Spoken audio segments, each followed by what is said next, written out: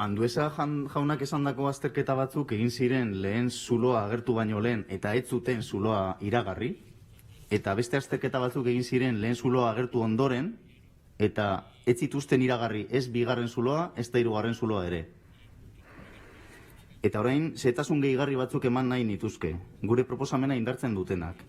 Batzuk lotuta daude lehen puntuarekin, alegia segurtasun faltarekin, eta inguruko eraikinen zimentazioaren egoera ikuskatu beharrarekin, eta beste batzuk lotuta daude bigarren puntuarekin, alegia azterlanaren ardura, baita ekonomikoa ere, proiektatzaile eta eraikitzaileena izatearekin.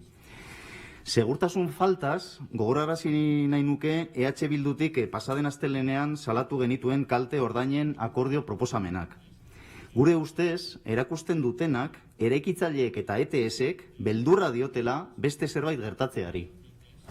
Esan zaigu nahikoa segurtasuna dagoela, nahikoa proba egin direla, nahikoa auskultazio eta fisometro esarri. Hori egia baldin bada, orduan, zertara dator eskaintzea bizilagunei proposamenaren klausula batean, egungo patologiengatik ezin erreklamatzea ezer etorkizunean? Komentatzekoa da baita ere, EH Bilduri sailak ukatu digun txosten bat, uda aurretik eskatu genuena, hain zuzen ere, kosta zerbitzurako ETS-ek egindako hondartzaren eremuko azterlanaz ari naiz. Arriola sailburuak ukatu zigun, esan ez ezela definitiboa, eta legebiltzarreko mailaren aurrean keja formala jarri ondoren bidali digu. Ezin zitzaigulako ukatu. Eta bertan oso gauza interesgarriak datoz, txosten horretan. Obraren proiektatzaileen eta eraikitzaileen ardura argi uzten dutenak, batetik, eta baita ere zimentazioen azterlanaren beharra azaleratzen dutenak bestetik. Proiektatzaileen ardura zergatik?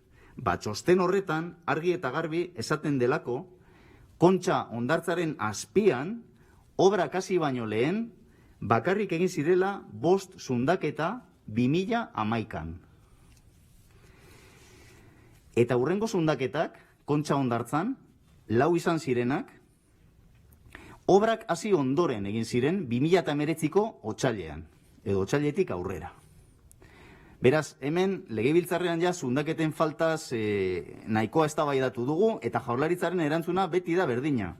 Asko egin dira, haien ustez, hain zuzen ere, nahazten direlako eta batzen direlako proiektukoak, aurreko proiektuetakoak, beste ibilbide bat zeukana, Kontxan sartzen ezena, eta obraren erdian egin direnak. Eta hori trampa egitea da. Dana biltzea trampa egitea da. Baina lurzoruari eta itsasoari ezin zaie gezurrik esan, eta horregatik gaude hemen agertutako 3 zuloez hitz egiten. Eta ez bakarrik hori. Kostasi bidalitako txostenean, esaten da, hemendik aurrera beste sistema seguruago bat erabiliko dela Kontxako tunela egiteko. Eta horrek frogatzen du, orain arte, erabilitako zulatzeko teknika ez dela egokia izan. Karo, erraza da legebiltzarkide batek hori orain esatea arazoak agertu ondoren bai.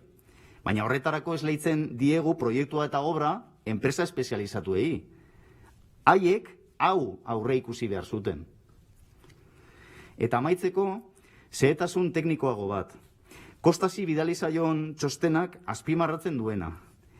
2020ko ekaina eta uztaila bitartean, egin zen azterketa bat, Andueza jaunak aipatu du, AGS enpresak egin zuen, eta zera esaten du txosten horrek Zubieta 10ko eraikinaren azpiko lurraz.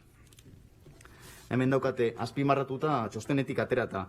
Los moderados bajos valores de resistividad mayoritarios en el resto de la base del edificio probablemente correspondan a materiales muy permeables y saturados en agua, lo que, de confirmarse, crearía una zona de mayor sensibilidad.